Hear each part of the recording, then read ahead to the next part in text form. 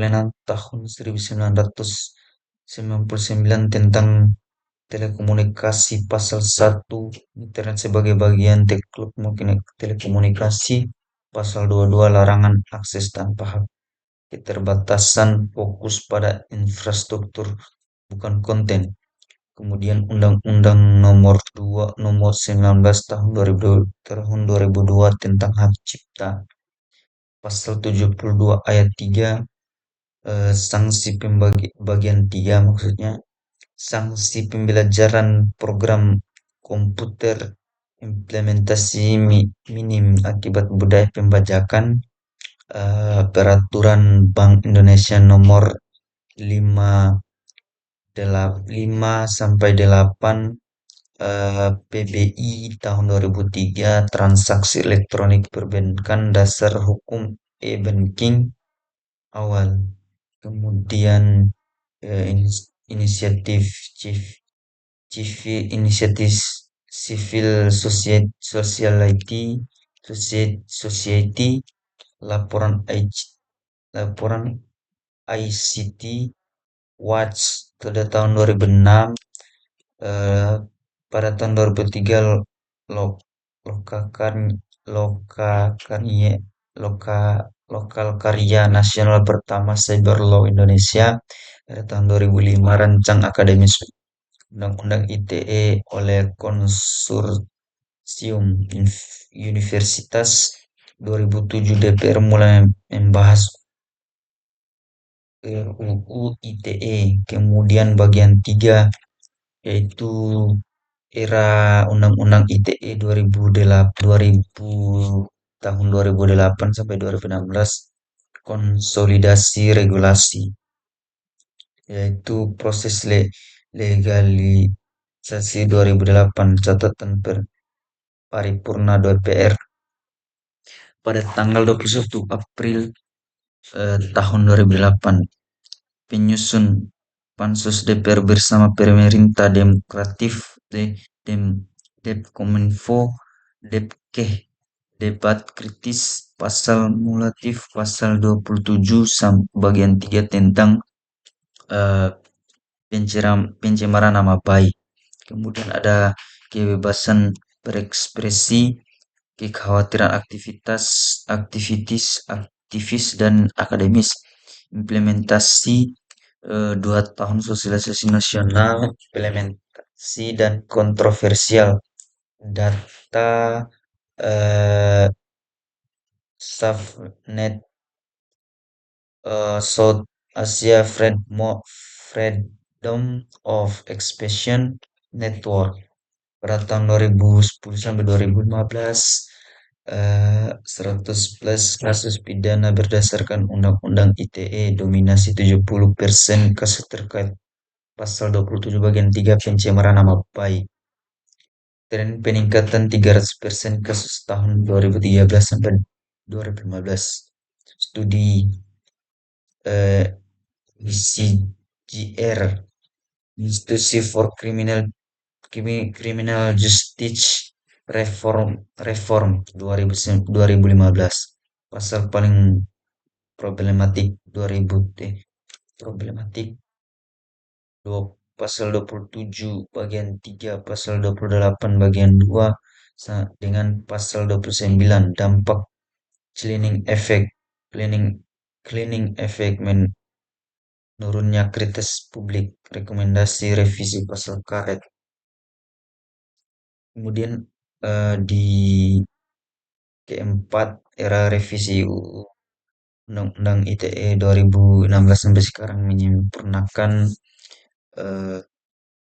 yaitu proses revisi 2016, laporan tim perumus revisi Undang-Undang ITE Kominfo 2016, durasi 2 tahun pembahasan sampai dengan 2014 sampai 2016, partisipasi 30+ FGD dengan akademis, praktisi civil society, perubahan substantif, restoratif justik untuk delik aduan. kemudian mediasi wajib sebelum proses hukum, pembatasan penahanan, klarifikasi pasal multitas, multitafsir, evaluasi pasca revisi penelitian Lembaga Kajian Hukum ITB 2019, positif penurunan 40% kasus pencemaran nama baik, negatifnya implementasi media sebelum optimal, rekomendasi kap, cap, capat, kapat, kapas, kapasitif building aparat.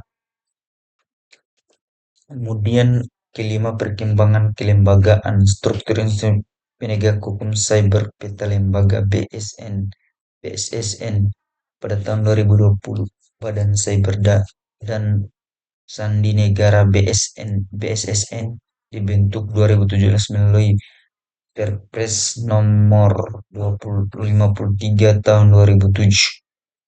Mandat Koordinator Keamanan Cyber Nasional Caption Sertifikasi 511 Ahli Keamanan Cyber Direktorat Tindak Pidana Cyber Bareskrim Polri.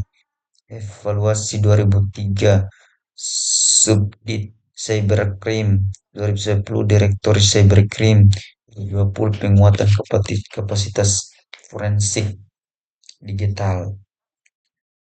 Statistik 511 tadi, kasus kasus sampai dengan tahun 2022.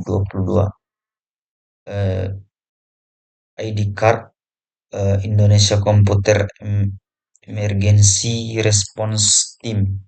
Sejarah didirikan 1998 oleh Universitas dan ISB. Fungsi koordinasi insiden keamanan cyber.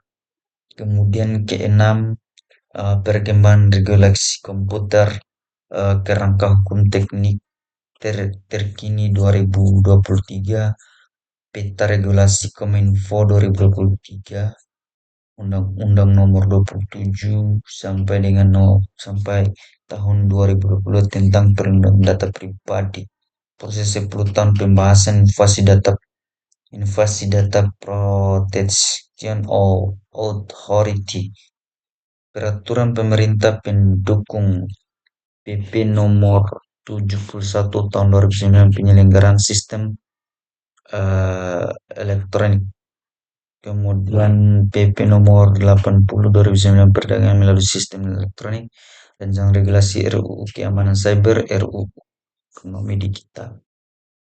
Kemudian perbandingan dengan hukum internasional, posisi Indonesia dalam konteks global berdasarkan studi komparatif UNODOS, United Nations Office on Drugs and Crime 2021. Bisa dilihat aspek penyusun hukum, data protection, cyber security agency, kemudian international convention. Di Indonesia, Undang-Undang ITE di tahun 2008 sampai dengan 2016, bisa kita lihat perbedaan dari ketiga negara ini memiliki perbedaan masing-masing. Kemudian rekomendasi PBB tentang kriminalisasi cyber speech, International Review of Criminal Policy UN Manual 6 prinsip dasar hukum pidana sebagai ultimatum remedium, rumusan ketentuan harus jelas, deskripsi perbuatan harus spesifik, definisi berdasarkan kepentingan melindungi, hanya perbuatan dengan kesenjangan yang dipidana, pelanggaran ringan hanya berdasarkan aduan. Timeline pengaturan UU TI di Indonesia pada tahun 1999 UU Telekomunikasi nomor 32, UU Hak Cipta nomor 19 2002, UU TPPU nomor 15 2008, UU TE nomor 11 eh, Payung Hukum 2016, revisi UU ITE nomor 19, lahirnya rezim hukum baru yaitu hukum cyber law atau bisa disebut dengan cyber law, hukum telematika, konversi telekomunikasi media atau informasi, hukum dunia maya virtual world law, hukum Mayantara. Kemudian ada kebutuhan ITE, globalisasi informasi, perubahan bentuk perbuatan hukum, perlindungan kepentingan nasional, pencegahan penyalahgunaan. Kemudian ada asas pemerintah, peman, pemantataan, pemantatan, pemantapan TI pasal 3 UU ITE, kepastian hukum, manfaat bagi masyarakat, kehati-hatian dalam penggunaan, eh, itikat baik dalam transaksi, kebebasan memilih teknologi atau netral teknologi. Kemudian ada tujuan eh, pemantapan TI, pasal 4 UU ITE, mencerdaskan kehidupan bangsa, mengembangkan perdagangan dan perekonomian, meningkatkan efektivitas pelayanan publik, membuka kesepakatan pengembangan pemikiran, memberi kelas aman, adil dan kepastian hukum. Kemudian terakhir ada studi kasus perbankan online, fakta masyarakat dan perbankan gunakan TI sebagai tools, regulasi sebelum UU ITE tidak komprehensif, pasca UU ITE, payung hukum transaksi elektronik, contoh mobile banking, internet banking, e-wallet.